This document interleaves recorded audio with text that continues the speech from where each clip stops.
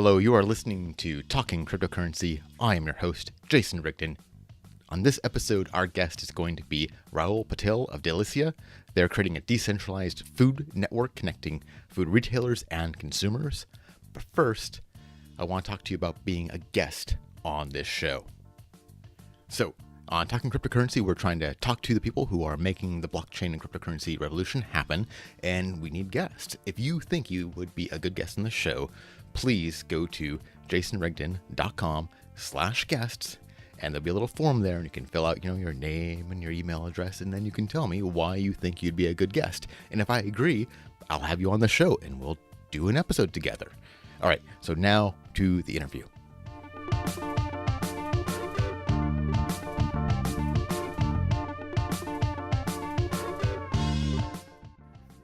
So I'm here with Rahul Patil from Delicia, and we're going to talk to him about the company and what they're doing. So hello, how are you doing today? I'm doing good, Jason. How are you? I'm doing great. So can you tell me about the problem that your company is solving right now? Sure.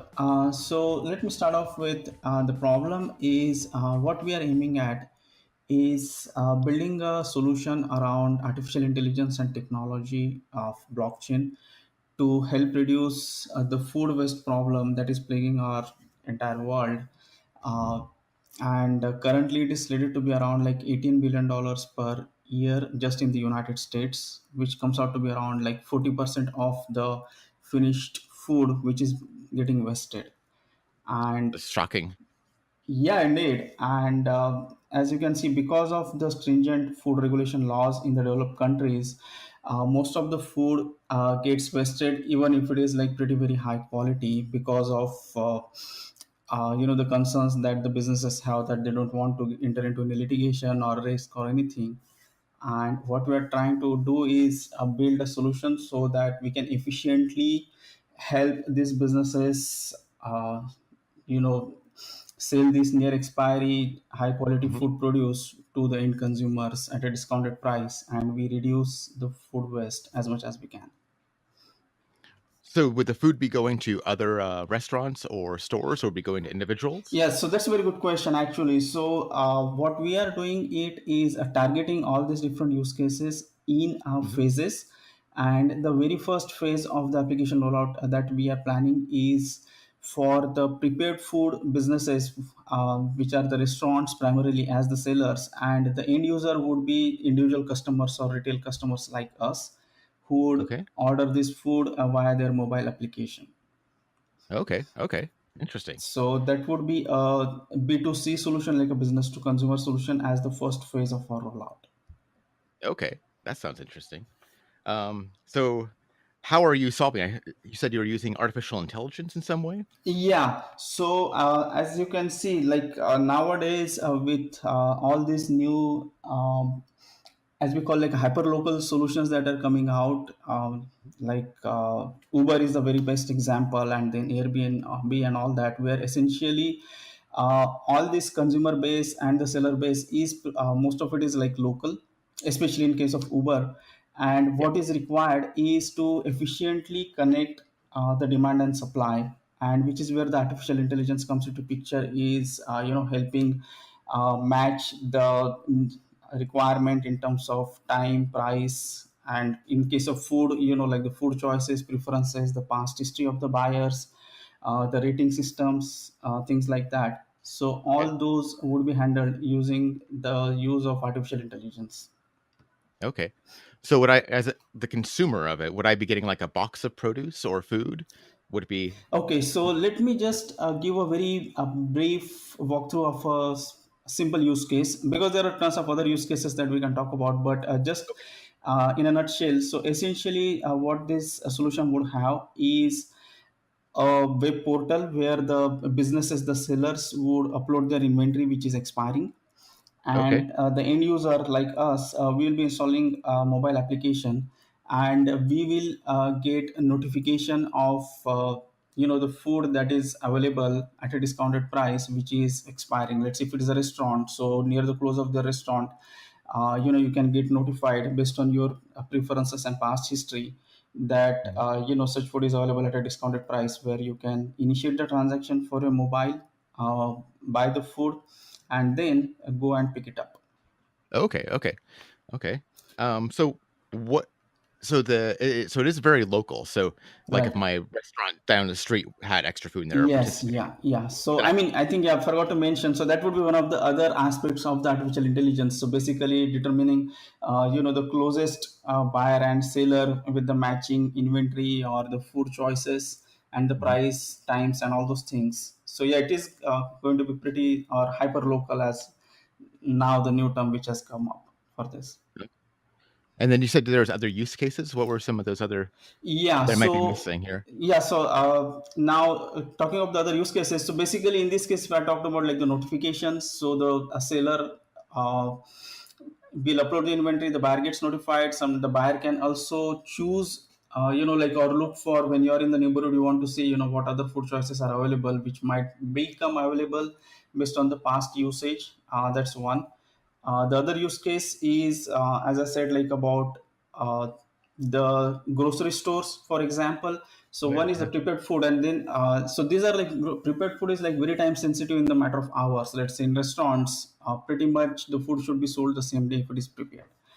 Now, compared to the packaged food in the grocery stores, where let's say milk or eggs or bread and all that or meat, so they have like a expiry date in advance of few days or weeks, and Hmm. they may not have the immediate sense of urgency that the food should be sold the same day, but it will be in the next upcoming days. Yeah, So the use case is little different in this case because the buyer can wait. He's not really hungry, but he might order yeah. now and go in the say after a couple hours to pick it up or things like that. Okay, okay. And few other use cases. Other is in the later stages of our application development roadmap. We plan on even let's say doing a B2B where these restaurants can be a buyer for these grocery stores, Yeah, yeah, yeah. and it's a win-win for all of them, especially the restaurants, because they pretty much have like more insight into how fast they would be consuming this raw material, and they can still use a very high quality near expiry produce or raw material or the food choices for their prepared food at a discounted price. Yeah, yeah, they could even advertise that to their customers that, Exactly, they're. yeah, Yeah, yeah, yeah. yeah. Yeah, that's really interesting. So what are some of the, challenges you guys have been facing in solving this problem? It seems pretty complex, really. Yeah, it is indeed very complex. And from the if we talk about the complexity, so there are like two major aspects. One is the technical, and the second is the business side. And Yeah. I have been in the IT industry for almost like 18 years now, and with this IT experience, uh, I am more confident on the IT solution side of it, because nowadays it's not really, even if it is using artificial intelligence, it's not really such a complex rocket science, that because Uber has solved it, Airbnb has solved it, Google is doing it for all the local hyper local matching and all. But the business side of the challenge is more because of the time sensitivity in terms Mhm, of, and then onboarding all those different businesses to get to use your solution. mhm. And even if we are addressing a food waste problem, but a common person or a businesses also, they kind of tend to compare it us with other solutions which are out there, like let's say Food Panda or Uber Eats or few other Zomato and all those. And we have to explain to them how we differentiate ourselves from them, Yeah. and then having a wider global solution, because it can profit or it can be economically viable only if it takes advantage of the economies of scale, Mhm. because enough people need to know about it to start using it. And the same challenge is from the seller side as well, that if they want to start using our solution, then uh, they have to ensure that there would be enough buyers who will be using the solution. Yeah, yeah. So the major chunk of the funds that we plan on raising would go into the brand awareness, brand recognition, sales, marketing, all those aspects of the business. Okay. And how does the blockchain and cryptocurrency fit into this? So that's again a like very interesting question in this case. So how does blockchain? and the cryptocurrency, two aspects. So blockchain is basically for ensuring the ratings and trust accrual of the buyers Okay. and sellers, and ensuring that it's tamper proof using the blockchain. And it may not be as critical as in terms of, let's say, financial transaction, but then again, Mhm. as the data grows, I think it is very important that this data uh, earns the trust of the people who are using, like, as you know what happened with Facebook and the Cambridge Analytics and all that. So we want to ensure that it's like fully transparent. Yeah, you don't want people cheating on their ratings and Yeah, not exactly. getting what you expect. Yeah. Right. Now, the other aspect is the cryptocurrency is now we are seeing the very increased adoption of digital currencies in most of the developed countries, and it's increasing. Like, for example, Australia, Japan, Switzerland, Germany, they are having very cryptocurrency friendly policies. And in Mhm. some countries, they have even started taking the tax returns in cryptocurrencies. So we see that this is definitely going to grow, and other countries will also start adopting it, even if in as we speak, a lot of concerns are being raised, and people saying Bitcoin is going to be no more. Sometimes we say it will cross the 60,000, whatever. So there are very mixed signals, but we are very optimistic, and we see that the digital currency is the future, and we want to ensure that we stay ahead of the game. We build our solution which is future proof, and we build a cashless solution so that it is much widely usable and adopted by people from different countries. Okay. So when I go to that restaurant and get their kind of or I suppose leftover produce from you guys, then the transaction will be being done through your cryptocurrency. Is that right? Yeah, so what we are doing Okay. is we are launching a token called DFT, which is a Okay. Delicia food token, Okay. and that is what is being offered in the ICO. And Okay. so it's a utility token. So essentially, when you initiate a transaction, so you pay via these tokens, and that would be the currency for the Delicia ecosystem. Okay. Interesting. And let's see. So, and then what's your kind of future roadmap going on? Do you have this deployed anywhere, or is it still being developed? So it is currently being developed. The plan is to roll out the beta version of this solution by Okay.